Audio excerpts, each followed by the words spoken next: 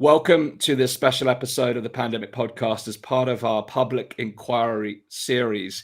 If you were listening in last Friday, we gave you the insights into the latest government consultation, which is to set out the terms of reference for the forthcoming public inquiry. Now, one of the key components that we've all borne witness to is the use of fear and behavioural science throughout the last 2 years as we've navigated the pandemic. Many of you will recognize Laura Dodsworth, who's previously appeared on the Pandemic Podcast. She's an author, journalist, photographer, and filmmaker, and author of State of Fear.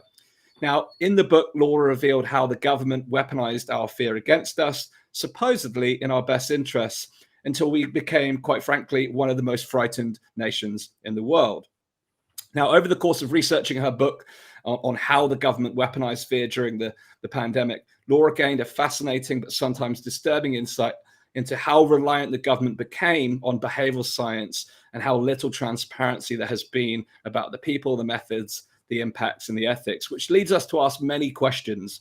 Did the government deliberately frighten us? If so, why? How has this affected us? Who was involved in the decision-making? How are behavioral science and nudge theory being used to manipulate us? How does the media leverage fear? These are all important questions that we need to be asking. And on the 1st of February, Laura wrote a letter to William Ragg, the chair of the Public Administration and Constitutional Affairs Committee, PACAC for short, calling for a public inquiry into the use of nudge. So I've invited Laura to the show once again today to ask her, why is this important that we have this type of public inquiry with specific reference to the use of behavioral science? And what could a public inquiry look like and what outcomes we could be looking for? Because, of course, this is a much broader issue than the scope of the pandemic. So it's my delight to welcome Laura back to the show. Welcome to the Pandemic Podcast again, Laura. Good to have you here for a second round of conversation. Hello, good to be back, especially as the first one's not on YouTube anymore. So it's almost like we're starting from scratch. The slate's wiped clean by censorship. So here I am again.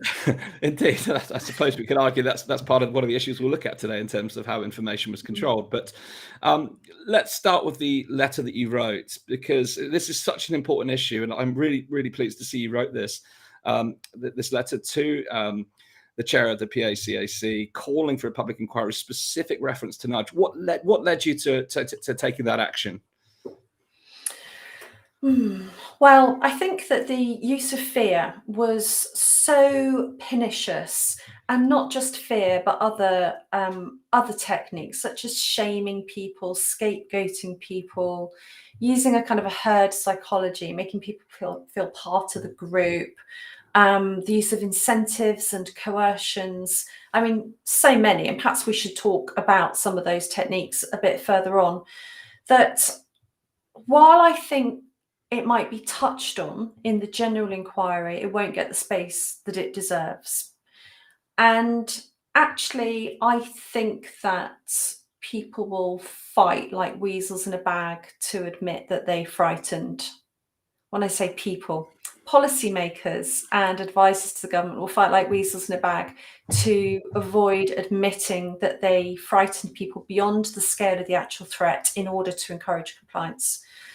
But it's about more than that. I think the reason it needs a public inquiry is because the public simply isn't aware of the government's general deployment of behavioural science. Now, I haven't come up miraculously with this idea that there should be a public consultation into the government's use of behavioural science. It actually goes back to documents that were written not long after the Behavioural Insights Team, colloquially known as the Nudge Unit, was formed. So there was a document called Mindspace, Influencing Behaviour Through Public Policy. It was a discussion document. And that was co-authored by David Halpern, one of the co-founders of the Nudge Unit, and various other people. And it talked quite interestingly about the relationship we have with our government. We have a transactional relationship with the government. I pay my taxes, and then I expect the government to deliver on what's in the manifesto and the normal things I expect from a government. If the government goes off-piste, if it tries to affect you beyond the level of your consciousness, it changes the nature of our relationship. So we invest our authority in the government to serve us, to carry out the ideas that it persuaded us were good ideas and that we voted it in for. If they try to subliminally influence us, then they affect that relationship, and it doesn't just affect our relationship, it affects us. We're influenced in ways that we weren't aware of. So Mindspace already flagged this up as something that needed to be considered, and it said that perhaps people should be consulted on the use of behavioural science so that we don't feel that we have changed, that our relationship with the government has changed. I think we're there now as more people have realised that they were frightened, and that there was propaganda or that they were coerced in the management of COVID, even if it was in our best interests, supposedly. There was also a select committee report into behavioural science around the same time that brought up the same idea that we should be consulted on the use of it. So I'm really coming back to something that the early proponents of behavioural science suggested. I think that we're long past that point being needed. So one other thing one other reason I think it's really important is it was clear to me that behavioural science hasn't just popped out of a magician's hat just for COVID. It's been used for quite a while and it's still being used. And in fact, in a way, I think that those nudgers, those behavioural psychologists, they're a little bit bold now because actually they feel like what they've done with COVID has been very successful. And so perhaps they're talking more openly about what they do. Perhaps they think it's a good spirit of transparency. Certainly is useful to see all of their documents. I can just tell you about a few briefly if you feel there's time, because it's the background to why I feel we need an inquiry. The Behavioural Insights team co-authored a report with Sky, a major UK licensed broadcaster, to talk about how Sky could nudge people into climate change behaviour. And not just Sky, but the recommendation was that other UK broadcasters should adopt these techniques. And the sorts of techniques they talked about were including news segments. So just to clarify, that's saying that there should be items in the news that will lead people to change their behaviour and climate. That may or may not be top news on the day, but suggestions for news segments, injecting characters and stories and themes into dramas and soap operas, influencing children's programming with the benefit that it doesn't just subliminally affect children, but there's a multi-generational spillover. Product placement. So, for instance, somebody in a drama could be driving an electric vehicle. There are all kinds of ways you could use product placement. And then naturally documentaries. So it was basically the whole gamut of Sky's output could be used to subtly change you. Now, it's not as though at the beginning of the program they would say, and we've injected a character to make you think about climate, or we've influenced the storytelling in this children's programming because we want the whole family to start caring about net zero. This is under the level of your consciousness, and it can be quite subtle how it works. For instance, script writers across drama, film, TV were invited to workshops about how to introduce COVID vaccination into storylines. So there are many of these interventions that go on, and the Behavioural Insights team produced another report into mass media interventions to reduce violence. Now, all of these aims, they just sound so worthy, don't they? Improve behaviour towards net zero goals, increase vaccination, make people less violent. But what it is subtly influencing you in ways that you might not be expecting through the news, through drama, through children's programming, documentaries, and quite shockingly, product placement. So Toby Young, who's the chair of the Free Speech Union, and I wrote to Ofcom to make a complaint about this. But the way Ofcom works is it deals with retrospective breaches of the code, not prospective ideas. And they said that Sky are well aware of their obligations, and until the code is broken, then there's no complaint to act upon. So that's one example. Another is that just recently, David Halpern, who's the head of the Nudge Unit, wrote about some of the lessons learned about the use of behavioural science during COVID, and talked about the impact of some of the techniques used to drive vaccination. Now, this is something I wrote about in my book, which was quite early in the vaccination drive. So I'd like to think I called it right, and in a few articles since. And I did predict that the use of incentives and coercions wouldn't really work in terms of a significant upwards moved, net shift in behaviour, but also could damage medium and long-term trust, which is something that he highlights in his article that he's just put out through the Behavioural Insights website. So, there are ideas they can have which seem like they will be worthwhile, but might also have unintended consequences. Also, as part of my research into what the Behavioural Insights team have done and what nudging in general in government does, I found that there's been an all-party parliamentary group already on the loan charges scandal. So that's when money was, when HMRC tried to recapture money. And there's the report on that found that there were potentially 8 suicides linked to specifically the behavioural psychology approach to recapture loan charges. So it's obvious that there can be some harm that is by behavioural psychology.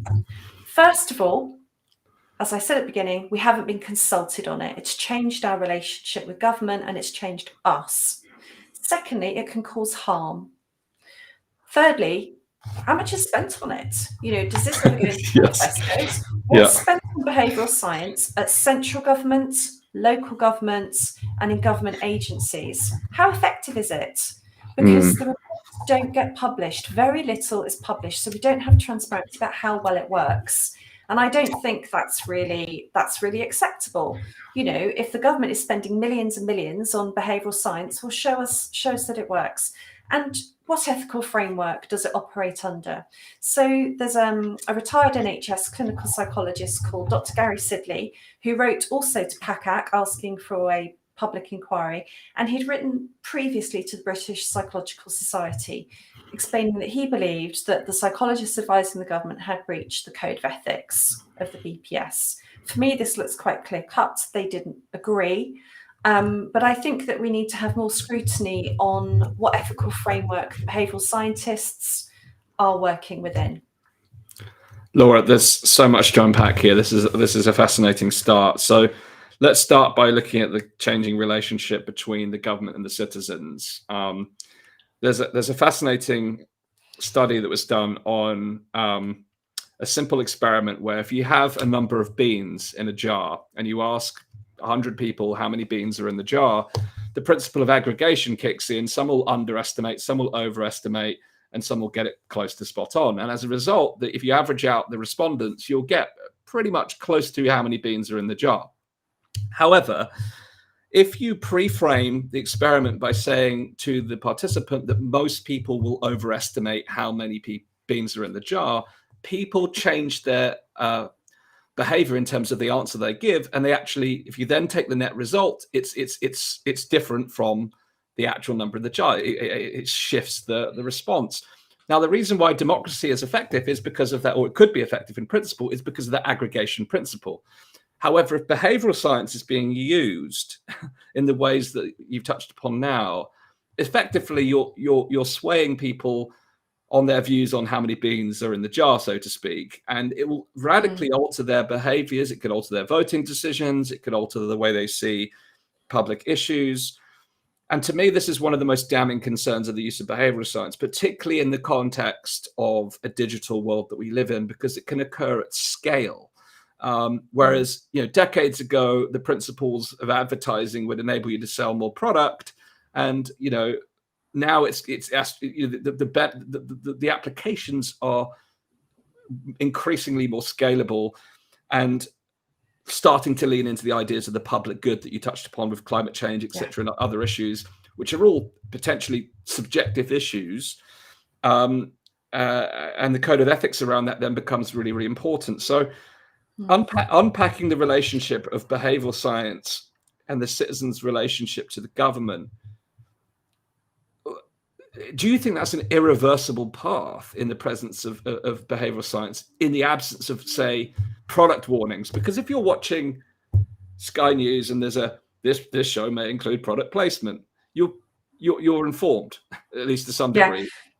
Yes, Dan, I'm embarrassed. I want to laugh because I've left off my biggest reason why we need a public inquiry. The problem is I've got so much floating around in my head, that I forgot the biggest reason, but it's actually the one that's a little bit harder to convey, which is that I think that fundamentally governments using nudge is anti-democratic. Right. Part of that is because of this idea that we haven't been consulted, although it's quite difficult, I think, to successfully consult on it and preserve democracy. But anyway, yes, I think there's like a bigger issue of, it's almost a bit like informed consent. So you're right, it has applications and how it can be used in kind of direct ways in terms of encouraging voting. Look at the use of, for instance, YouGov polls or research. I'll give you a specific example. The Sky and Behavioural Insights team collaboration was, it appeared to be underpinned almost by the sense of a democratic mandate because it opened with some research findings. I'm afraid I can't remember the exact number off the top of my head, but it's something like 7 in 10 people want to be nudged into climate behaviour by their TV.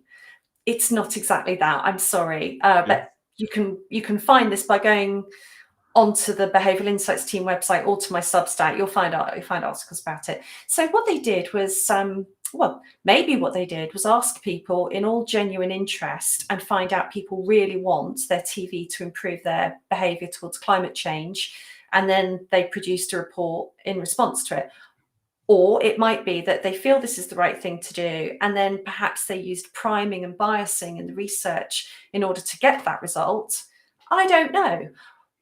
I have more questions than answers in this field, a lot more questions. That's why I think we need an inquiry.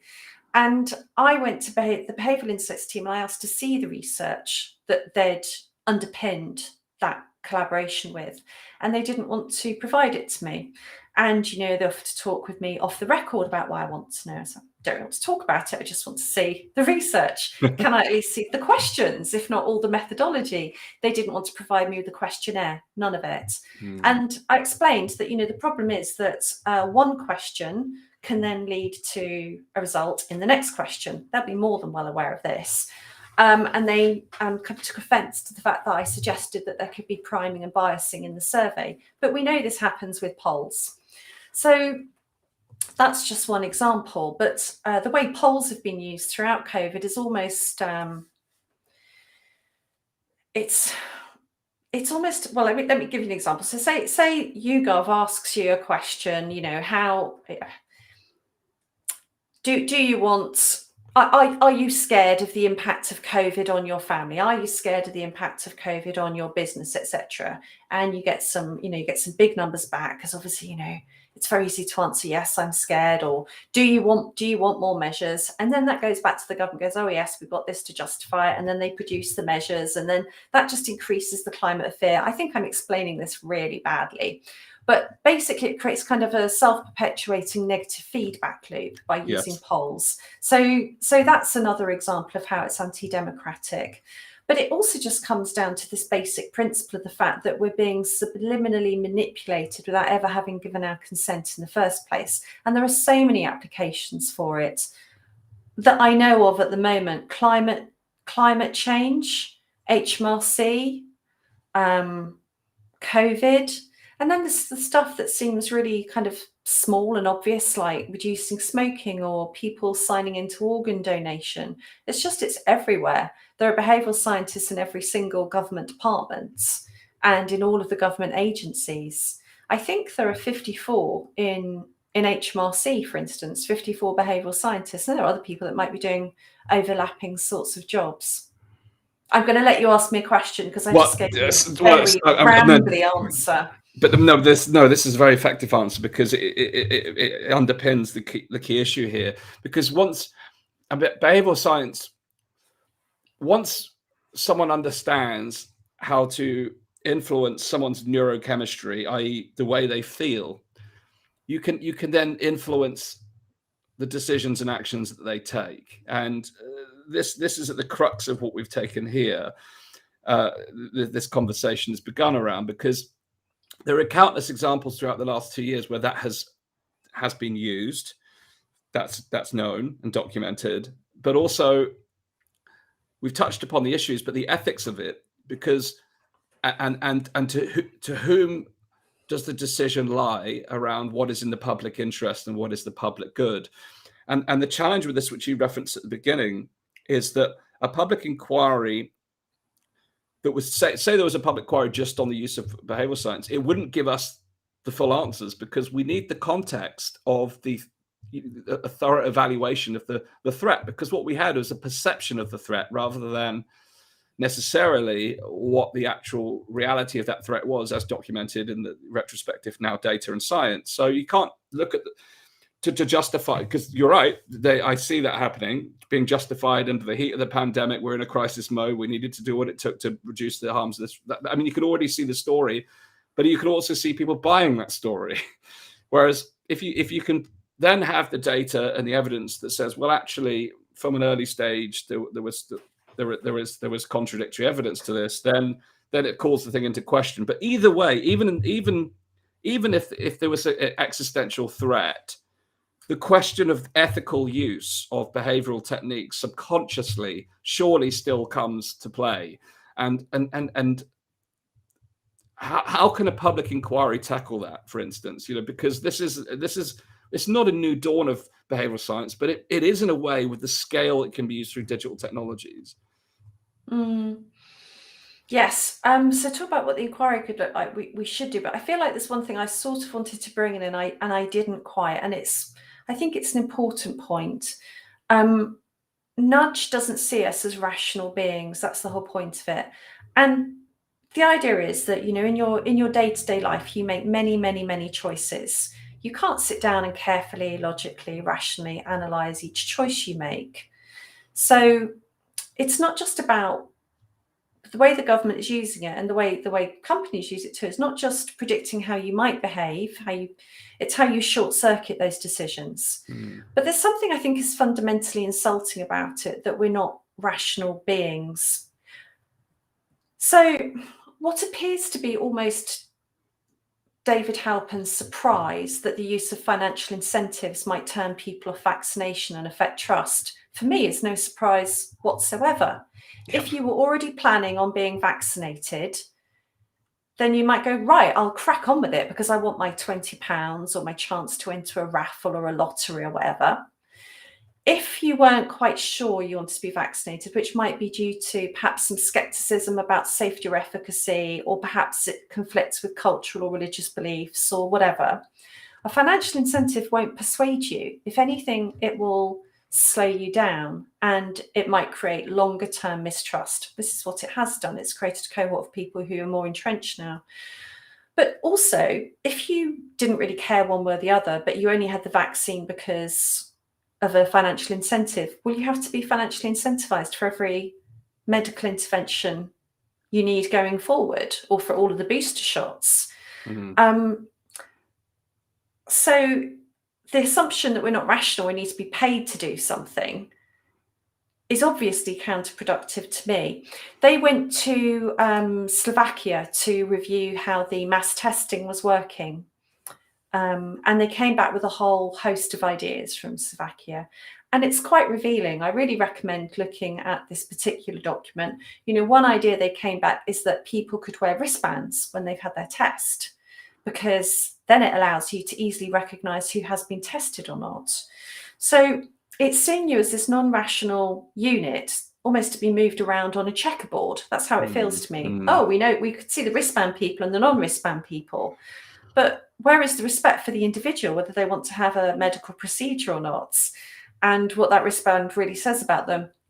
It also talks about things like using powerful and trusted messengers to persuade people to be tested. It talks quite blatantly about enlisting the royal family and faith leaders to be tested so that other people will trust it. Think back to, we didn't go down the same road of mass testing as they did in Slovakia, but think back to when the vaccination drive started. You saw William and Kate posting vaxies on Instagram. We've never seen the royal family do that before. So there's lots of different tools at their disposal, but the premise behind it is that you're not rational, and that there are people who know better than you what you should be doing. And these are the techniques to short circuit how your brain works. Ultimately, I think it's potentially all quite damaging to trust in government and public health, just specifically on COVID. But, perhaps I can barely watch mainstream TV now without noticing different types of messaging in programming and finding it off-putting. You know, all the storylines in soap operas during COP26 converged on climate themes. It's not so much being nudged as being bludgeoned around the head. You know, you must care about the climate. During COP26, when the news was flooded with it, it was like, hang on, you know, maybe people actually want to watch a soap opera to escape. Maybe they want some escapism. So what could an inquiry look like? Well, I suppose, Laura, actually, before we even get to the inquiry, we should give some more examples, perhaps, of the way in which it was used, because you've touched upon some really interesting examples about the incentives and the threats that were used during the vaccination campaign. But obviously, that's just the tip of the iceberg, really, within one particular set of circumstances. But everything from billboards to television ads to signage in parks to the things we would see in shops and retail centers, all of these things play a role in influencing our perception of the situation. Could you perhaps give some examples of the way that, before we look at how a public inquiry could deal with these things, we touched upon the ethics, but could you give some of the examples that you picked up on through your book that really stand out by the way some of these were used? Yeah, and perhaps some since as well, because it hasn't stopped. So just to briefly explain some terms then. So behavioural science is the cross-disciplinary science of understanding how people behave and influencing their behaviour. You don't necessarily have to be a behavioural scientist to do that. And you can imagine you could have had the nudge unit come up with some ideas for what to do, and then they show their friends in the cabinet, and the cabinet don't like those, and they instead pick a different idea. But you know, the politician in the cabinet has still done behavioural science because they're just trying to influence how we behave. So nudge theory is the concept within behavioural science, which is about nudging our decision making, and it's supposed to preserve choice. It's about choice architecture. The classic example is like the fly in the urinal. No one's making you pee on the fly, but you just want to. Or instead of putting taxes on sugary drinks, it'd be putting fruit at eye level. It should be avoiding legislation and instead just gently nudging you towards making the right choice. Cass Sunstein, who's one of the world's famous behavioural scientists, he said, by knowing how people think, we can make it easy to choose what is best for them, their families and society. And he will have meant this so well, but it never fails to make me laugh and feel a bit horrified on the inside that there are so many people who think they know what's best for us, our families and society. So he's not just the author of Nudge. He worked for the Obama administration. I think he's still involved with the US government, and he's heavily involved with the UK's Behavioural Insight team as well. And he heads up the World Health Organization's Behavioural Insights group too. I think it's a relatively discrete group of people who are very senior in decision making in this world. So that's what it is.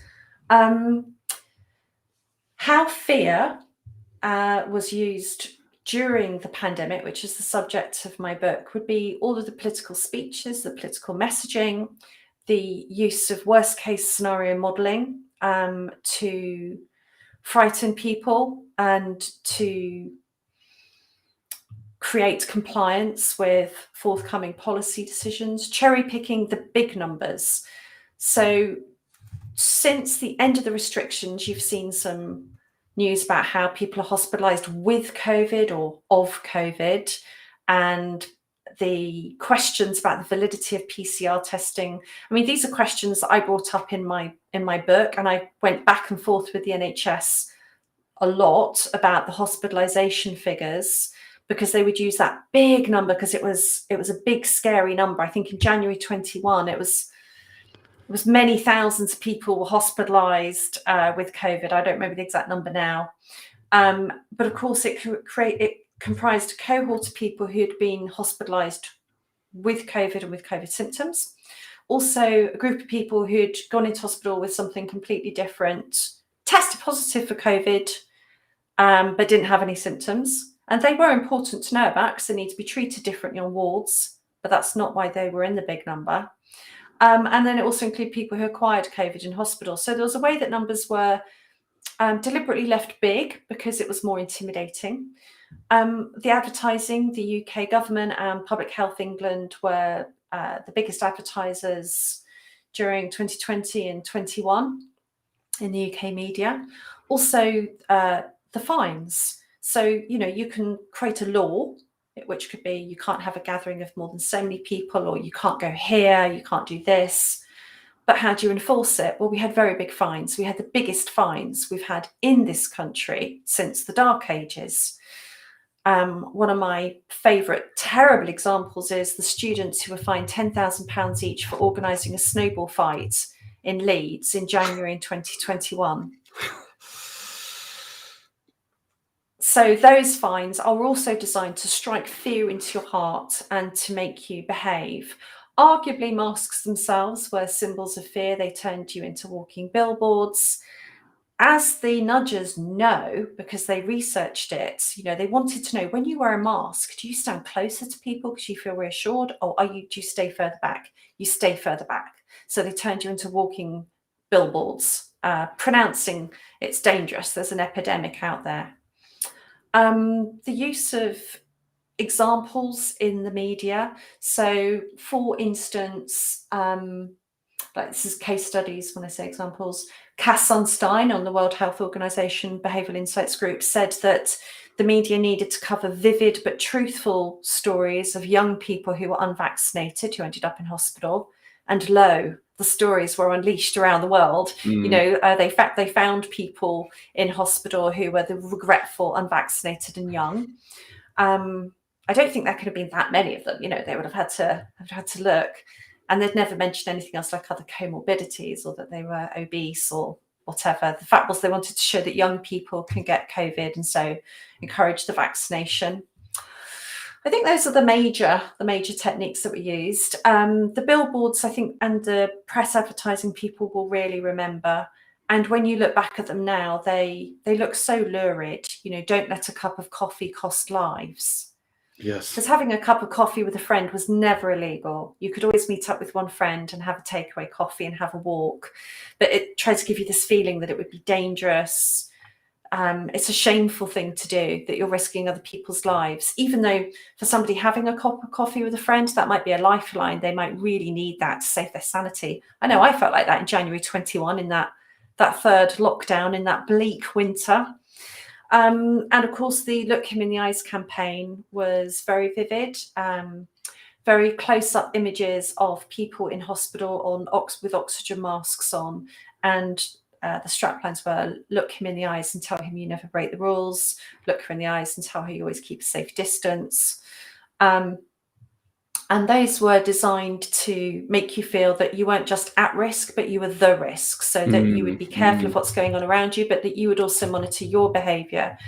And actually, when we think about how much hospital-acquired infection there was, or people being moved from care homes to hospitals, it's also what it did was deflect from policies and government responsibility onto you. So all the responsibility is on you as an individual to behave. And if it goes wrong, it's your fault. It was reliving the experience as you were describing that. And I'm sure many of us will now. But the interesting thing is, as we kind of move out of this now, I'm already seeing people kind of looking back and reflecting upon those experiences and not just questioning them, but being appalled by them. I was part of a discussion the other day on social media where someone was reminiscing, not wonderfully reminiscing. It wasn't like a rose-eyed pink. They were talking about how we were allowed out for 1 hour a day for exercise, and how rigidly they stuck by those rules. But they said over the course of their 2 years of experience, their lived experience of COVID versus what was portrayed in the media never stacked up to. And he was saying how he can't believe how he would argue with his wife about, we can't go out again today. We've already been out for an hour. The rational mind that says, if I walk in open space and don't come into contact with another human being 100 times a day is no different if I do it once per day, was just superseded by this fear mongering, but also driving the human to be quite frank, manipulating the good of humankind, your public decency of public public well, responsibility. that's a very important point, because one thing that the behavioural scientists tested was which messages work best, and it was found that making appeals to help others, to protect others, is more effective than making appeals to look out for your own safety. So my mask protects you. That's not because your mask does protect somebody else. It's because you are more likely to wear it to protect somebody else than to protect yourself. And it's the same with vaccination. So the Behavioural Insights team also have offices in the US. They did a lot of testing in the US. They did a lot of testing on the messaging for vaccines, and it was found that one of the biggest ways to get people to take the vaccine was to say that it protected other people. What I find frustrating about that is, you're saying, you're right, it exploits our good nature. So I would do something to help others, but I want to know that that is really true. Now, we know by now quite clearly that the vaccine reduces severe illness in the person that takes it. So if I choose not to be vaccinated, I take the risk upon myself that if I get COVID, I might be more likely to be severely ill. Actually, in my case, I'm not worried, because I'm the right side of 50. I have a low BMI. I have no comorbidities that accompany severe COVID illness and death. But it's my risk. We do know by now that the COVID vaccine doesn't do very much to stop transmission and infection. So if I don't get vaccinated, I'm not any extra risk to you. Your vaccine protects you, my vaccine protects me. But they used a message that they felt was more likely to increase vaccine uptake rather than what was scientifically accurate, which I think then affects informed consent, as well as being exploitative of our good nature. Well, it does, but even in the context of what you've just shared, actually, in the interest of full information, even if the evidence suggests that, the incidence of severe disease and hospitalization and death is reduced, actually, the later evidence has shown us that wanes over time. So people were given this false sense of security that they take this action, and initially there was misinformation from the governments. They said that you'll be completely safe, you won't get this thing. That very quickly was blown out of the water.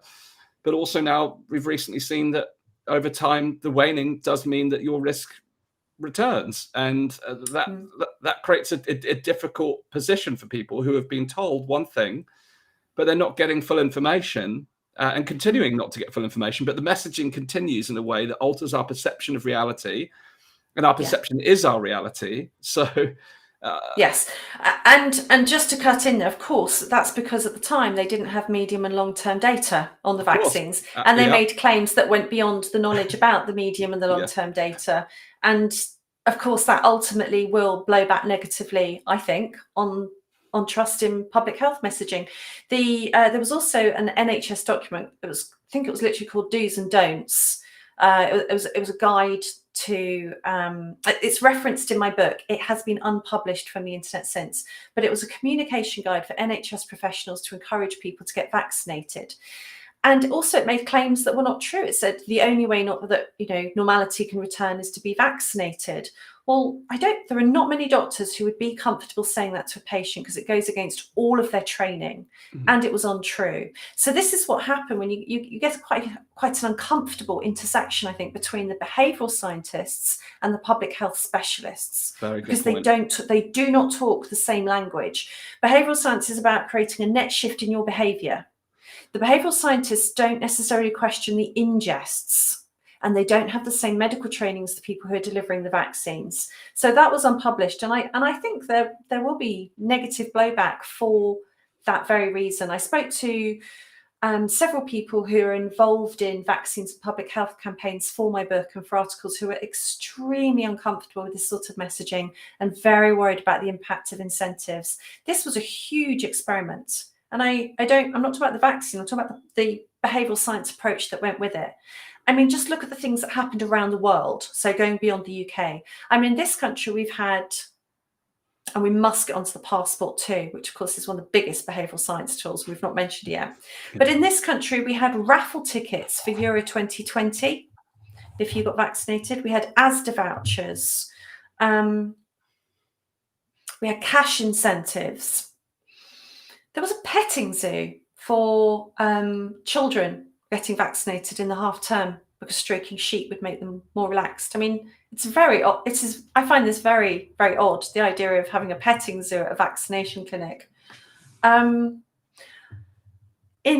Vienna, you could have had a session with a prostitute in exchange for your vaccine. In Washington, they had jabs for joints. Yep. I think most problematically in the US, they had raffles for college education for vaccination, because college education is extremely expensive in the US. And, you know, if you're 18, that would be a serious prize to dangle in front of you. And as we know, that's a group that has less to benefit from the vaccine than those elderly, clinically vulnerable people. So, you know, the nature of the incentive weighs even more heavily against the risk benefit of the vaccine. There have been incentives for homeless people, you know, cash for vaccination. We've never done this before. We don't do this for MMR or for diphtheria. And we certainly haven't had the same mandates, you know, jabs for jobs. I think that the vaccine mandates and the vaccine passports are one of the worst behavioural science tools that were used. Around the world, we're seeing mandates and passports drop somewhat, country by country. And of course, here, we've rolled back on them. But I think it's 40,000 care workers lost their jobs. Yeah. You know, this is not an inconsequential side effect of a behavioural science tool.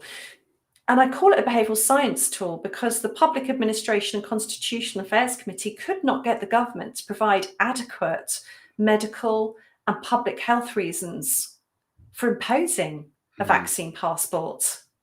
It was to increase uptake of the vaccine, and 40,000 people lost their jobs over it.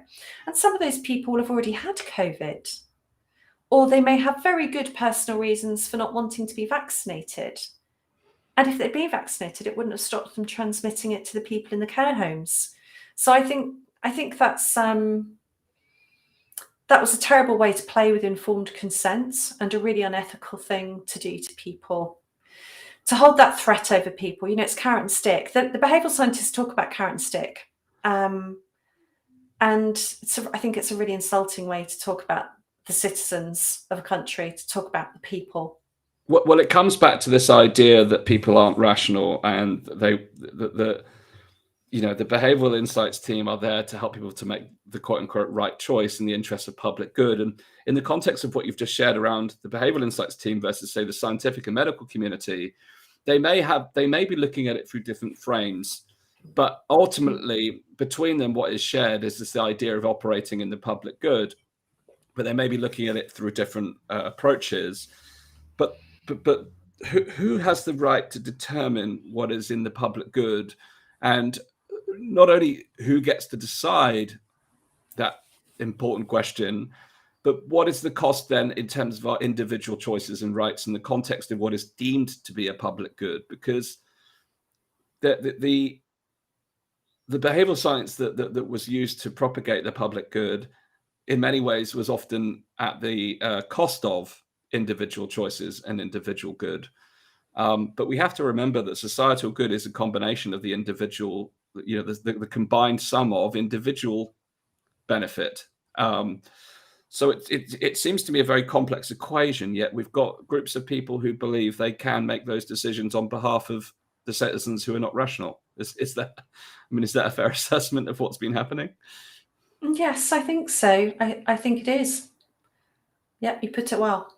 And the idea then that we opened up looking at the threat against democracy. You know, we looked at how behavioral science can invalidate democracy in many ways, and this to me is akin to a technocratic approach. It's the experts deciding who knows best. Now, when I use that example of the kind of jar of beans, that presupposes everyone comes at it with, you know, a range of information, a range of background and expertise and experience in order to get to that aggregated point.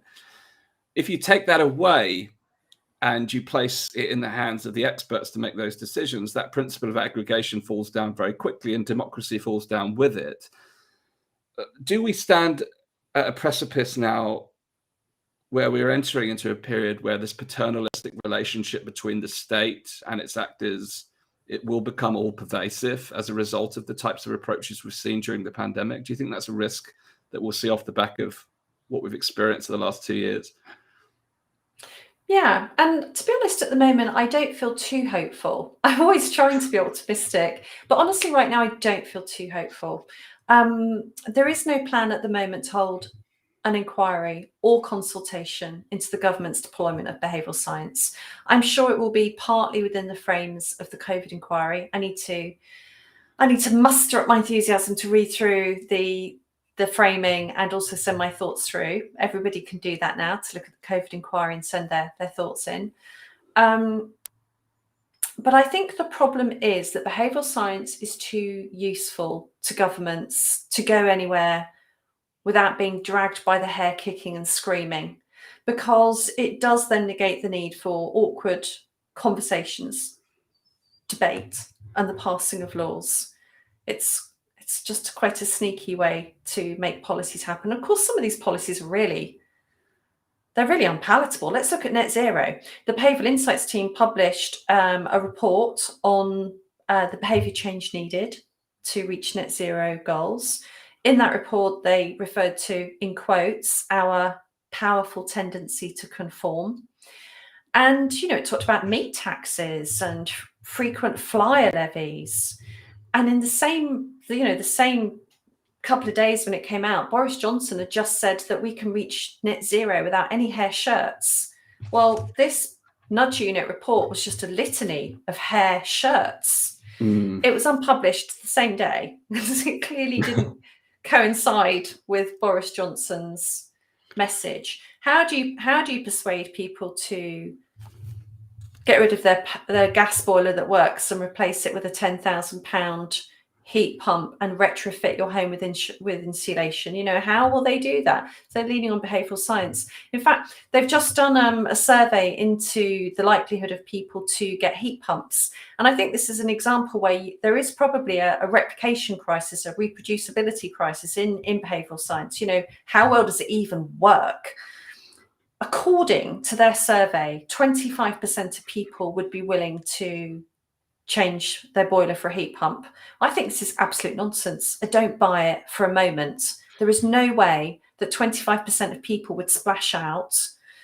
They say, I think it's 3 to 15,000. Let's call it 10 to 15,000 on a heat pump. And it's also not really quite right the way they put it, because you do have to retrofit and insulate. You can't just put it in your existing Victorian semi with no roof insulation. It works better in passive houses. They don't mention that. But anyway, there's no way that 25% of people would do it. Right now, people are stressing about their current energy bills. Yep. And our thinking about our heating in our homes is going to be quite short term over the next year as we see that going up and up. I'm not in the market for changing my boiler. So this is an example of where they can kind of get things wrong. But what they're looking at, what their eyes are on right now, it's not on COVID, it's on net zero behaviour. So that's one reason I don't think it's going anywhere, because it's useful to governments and because they have been using it for, well, I think the Nudge Unit was set up since 2010. But of course, some of the principles of it, altering people's behaviour, fear, propaganda, this goes back forever. Yes, well, this is why I think this is such an important conversation at this point in history, more broadly than the pandemic, because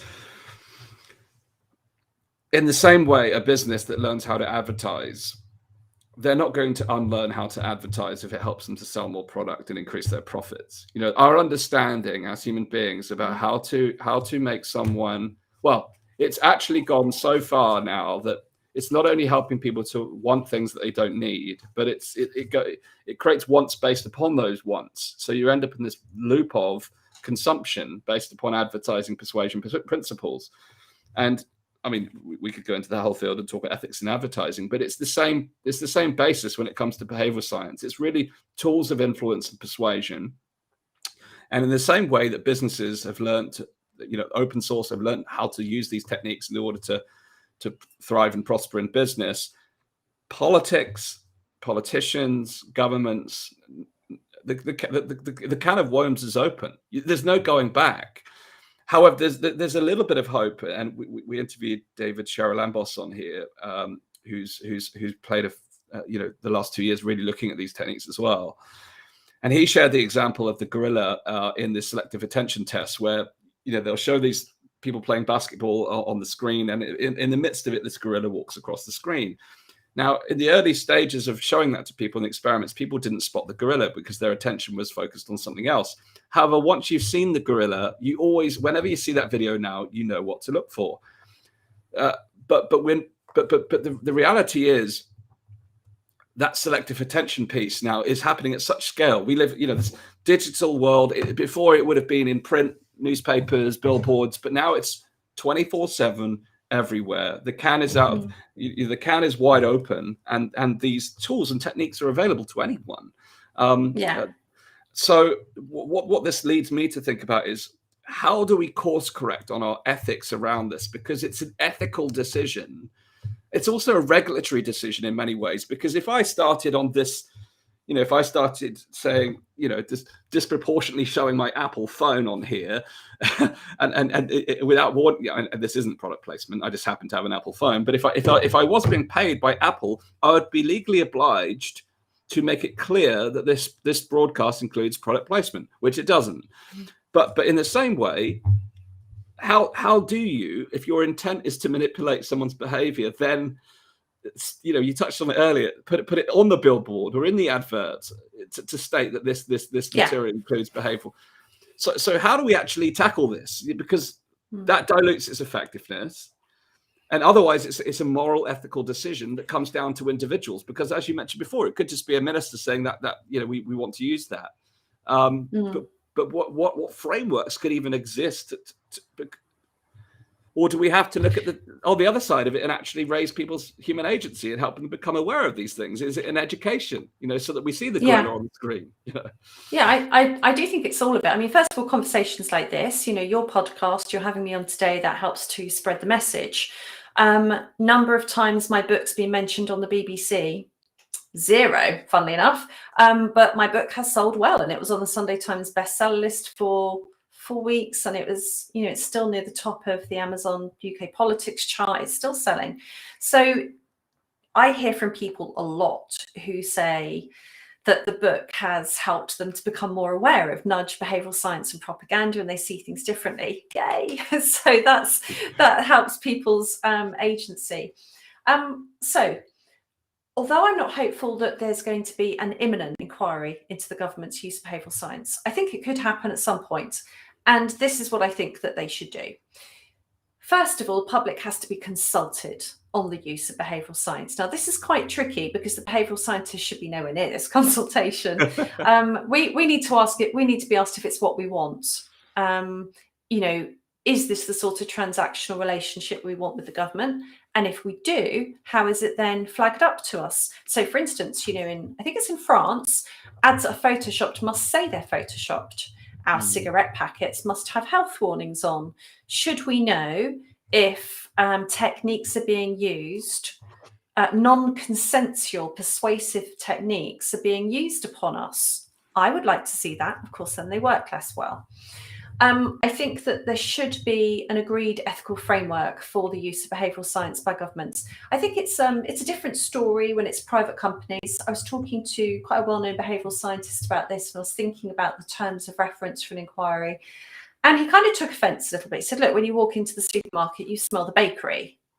But I can choose whether I go into the supermarket, which supermarket I spend money with. I love the smell of the bakery too, actually. But, it's different with the government. I don't want the government to behave like a supermarket. We have a different transactional relationship. And I think that they should have a different ethical framework for the use of behavioural science.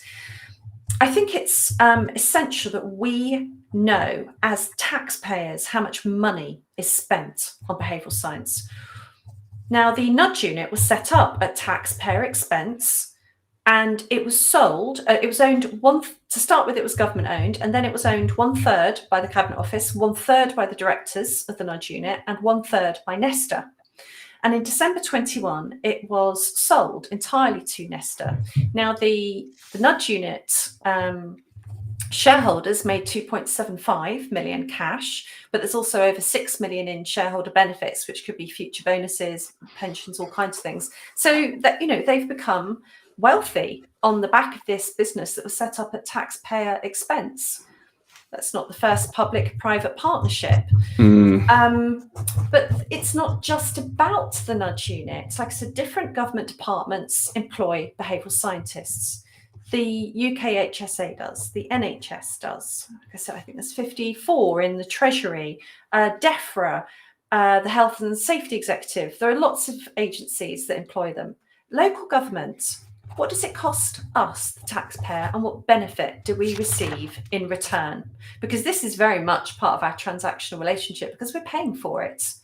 Now, they don't publish many, the nudge unit anyway, don't publish many of their projects. I think that we should see the full documentation for every single behavioural science campaign. We need to understand the objectives, the methods, the ethical framework, the budget, the effectiveness, the results. And that's the kind of spotlight that it needs, really, for us to decide whether it's serving us, the demos, and how we want it to work going forwards. So I don't think it's going to happen right now, but I think that through programs like this, my book, that will help. And yes, I think people do need assistance with their own agency. I'll just say watch this space on that, because we are constantly buffeted by nudge and propaganda, and we are blown about by our passions. So you and I were talking before this started about Ukraine. So an example would be, you know, we moved quite quickly from our attention being on COVID to Ukraine. Now, the COVID pandemic has become arguably endemic now. You know, the crisis has receded. It's time for our eyes to be off it, except in terms of learnings and what we need to do going forward. And a war is naturally preoccupying, but people's emotions have been captured so quickly from one to the other. It feels like there was only a few weeks in between. And I think that some of that isn't just because of the urgency of the situation, but because of how social media and media influence us, not just rationally, but emotionally. We're quite blown about by our passions. And of course, there are things that people can do about that. You know, there's some really basic things. Don't go on social media before breakfast, whatever you do. You know, don't go on it when you're tired and hungry, and set times for it. Consume the news when you want to. And remember, every time you do it, to be conscious, to be using it consciously for what you want, to have a clear idea about your intention when you're using the media. Laura, triangulate opinions, go outside of your own echo chamber, because we're increasingly siloed in echo chambers as well. And it's very uncomfortable to triangulate opinions, but you have to. No, I think that's so important. And that's something that we're endeavoring to do in the wake of the COVID-19 in our own broadcasting, to try and take it to another standard, because you know, there's a couple of two key things I want to draw out from what you said. You know, the idea from the Matrix that you've got the blue pill and the red pill. If you apply behavioral science to that conversation and say that, you know, if behavioral science's job is trying to influence you to take the red pill, and you've got another behavioral scientist trying to influence you to take the blue pill, we're actually in either case, you're taking an unethical view. Really, the behavioral science should, if it's going to do anything, is to nudge you towards recognizing that there is a blue pill and there is a red pill, and each of them comes with different opportunities. But what we're seeing in some ways with behavioral science is like a war of behavioral science, is that now in response to nudge that's nudging you in one direction, you're seeing other actors then trying to nudge you in the other. But the really it should be nudging us to the point of making our own decisions using our rational minds. But it does require then that ethical framework to actually rationalize how behavioral science is used. The second thing I really loved what you talked about there is that mindful approach to media consumption, because we live such busy, fast-paced lives that actually our conscious mind is so preoccupied with so many things that we don't necessarily take that time to set our intention when we're consuming media of any sort. You know, I'm not just talking, you know, when we say media, we think about the news or social media, but actually any form of print or video or auditory information. And there's a spiritual teacher called Ram Dass who used to say that he would meditate for 15 to 30 minutes before consuming any news, just to put himself in that present mind, just so that when he's able to then to observe the news as a witness rather than a consumer. He's a witness rather than a consumer. And I think that's an important step that we can all take. And I without going on to it, I find myself now having you've done over 500 episodes commenting on the podcast, on the pandemic through the podcast rather. We've reached over 15 million people in the process, and I think, goodness me, I'm part of the problem now because. Well, you really should be trying to interview people with contrary opinions. Exactly. But sometimes, you might find them less likely to talk to you now. So that is a problem. If people suspect that you're not unbiased, then they're much less likely to trust you. Yes. I'm researching a feature I'm writing at the moment, and I cannot get a couple of people to talk to me and give me comment, which leaves me in a really difficult position in the future, because although I will have my own perspective, because I'm not a news journalist, I'm opinion, features, investigation. I do want to include their opinion. I want to hear it and be informed by it and let it change me potentially and include it in the piece, but they won't talk to me. Very tricky, but I do try. I love the idea of meditating before news. Now, I can't do that. I just don't have enough time in the day. And I'm unarguably addicted to Twitter. I've got to admit, I've got the whole slot machine effect going on. But in general, I do try to be conscious about what I'm consuming. I'll give you an example. The Downing Street press conferences, I stopped watching them live quite early and I'd watch them later. It would create that little bit of emotional distance where I was a spectator and an observer, not a participant. So that is something useful people can do. You don't have to watch news live necessarily, not unless you're a news journalist and you're already poised on Twitter to comment on it, like so many of them are now. But it is good to give yourself some distance with the media that you're consuming so that you can be more impartial about it. Well, yes, yeah. I mean, there's not, there is an argument for unplugging altogether, but for that, but if you do want to stay informed, I think a range of sources is important. In fact, as an interesting thought experiment for the news around Ukraine and Russia, I've deliberately selected what would be described as polar opposite, biases in terms of presentation, whether that's political biases or, Ukraine position versus the Russia position versus China position versus American position, Europe, to try and assimilate a range of sources. And what's been fascinating doing that is you see how people see the exact same thing differently. And there's the old adage, if there's something in the street and you're stood 5 feet away on one side of the street and someone's on, down the road 20 feet away on the other side of the street, you're looking at the same thing, but the perspective is completely different. And I'm now enjoying that pursuit of perspective, but I do wonder how long it will be before I'm influenced into taking a position. But I'm trying really hard to have it. But what's been fascinating is it reveals blind spots as well, because my curious mind asks questions where the media sources I've selected aren't asking those questions. So then where do you look? But I think most of us haven't. I do this because it's my profession now to comment on these things, but most of us don't have the time to investigate at that level. So the de facto is, switch on the BBC, or most of my audience will say, no, Dan, that's not what I do. But we have to say the majority of people go to these quote unquote mainstream media sources for information, and therefore aren't exposed to that breadth of. They should be, if again coming back to regulatory frameworks, they should be, but the reality is we're not. Plus everything we've just talked about for the last hour around how behavioral science is infiltrating politics and media, it means we really do have to stand, the old I think it's Aldous Huxley quote, stand guard at the door of your mind, because someone is trying to persuade you. But the final question I want to ask you is this: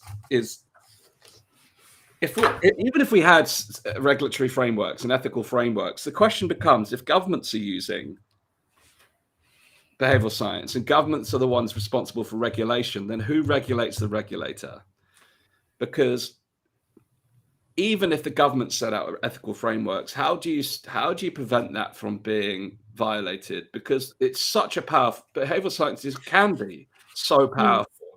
So how do you regulate the regulator? And that, to me, like that, I don't have anywhere near a semblance an answer on that. Right. So I did say when I was going into my bit about the inquiry that the behavioural scientists should be nowhere near the consultation on it. And of course, sometimes when quangos or ombudsmen are selected, it's exactly who you don't want. Think about when governments or big businesses put contracts out to tender. Often they're designed to be suitable for a specific company in mind. So they officially put it out to tender, but it's designed so that one company will be successful in response. And it would be the same thing with an ethical framework or an ombudsman. You want to make sure that the people that head up the current nudge unit or the people on Spy B are not involved in designing it. So you would need expert witnesses from different fields. I mean, there are some behavioural scientists who've already written very interestingly on the need for an ethical framework, a voluntary ethical framework for governments. You could call upon lawyers, human rights lawyers, civil rights activists, also people. I'm talking about a public consultation. So I'm sure there are ways around it. But that would be really important, that it should be designed in a way that it's not only manageable by the current perpetrators of behavioural science. This is in the dream. It's living the dream. I just wanted to. I know we're right at the end, but I wanted to just finish by saying something. I talk about Edward Bernays in my book, A State of Fear. He wrote a book called Propaganda. He's the one who actually came up with the term public relations to replace the term propaganda when it started to smell bad. And he said this: the systematic study of mass psychology revealed the potentialities of invisible government of society by manipulation. The group has mental characteristics distinct from those of the individual and is motivated by impulses and emotions which cannot be explained on the basis of what we know of individual psychology. So the question naturally arose: if we understand the mechanism and motives of the group mind, is it not possible to control and regiment the masses according to our will without their knowing it? So he wrote that in the 50s, and I think that is where we are. I don't know how long we've been there, but we're there right now, and that's why we need an inquiry. Thank you, Laura. That's so important, and I think it's case closed for me on this one, that the inquiry is absolutely essential, and that this particular issue around the nudge needs to play a key role in that inquiry. But as we've discussed, needs to be looked at holistically in the context of the entirety of the way that the pandemic was managed. But beyond the scope of that public inquiry in the scope of the pandemic, I do think wider evaluation does need to be considered when it comes to the use of behavioral science in modern life, in a digital world, and an increasingly digital world, whereby our attention is more and more drawn into digital spaces with the birth of metaverse, etc. So I think it's really, really important now more than ever that we heed the lessons that can be learned from the pandemic, yes, but broaden the inquiry into the use of behavioral science and other methods of persuasion and influence in modern society. And it's been fascinating unpacking this with you, Laura. If you haven't already grabbed a copy of Laura's book, State of Fear, they're available, I know, in all the major bookshops. Please do grab a copy. But I also encourage you to follow Laura on Substack. You can go to lauradodsworth.substack.com for her latest articles and work on a whole manner of things. Laura, what's coming up next for you on your Substack? Have you got an article in the works?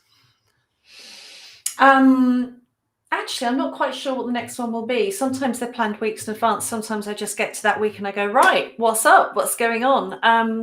I just interviewed Ian Miller, who was the author of Unmasked, about his book, which is really interesting, about the effectiveness, or rather ineffectiveness, of mask mandates. And I've been writing about COVID and propaganda, but also other subjects that are of interest to me, such as climate and culture wars. I'm just going where my own passions blow me at the moment. Next week's a surprise. Excellent. So therefore you must tune in, look out for Laura's latest update. And to that point as well, please do make sure you subscribe to the Pandemic Podcast.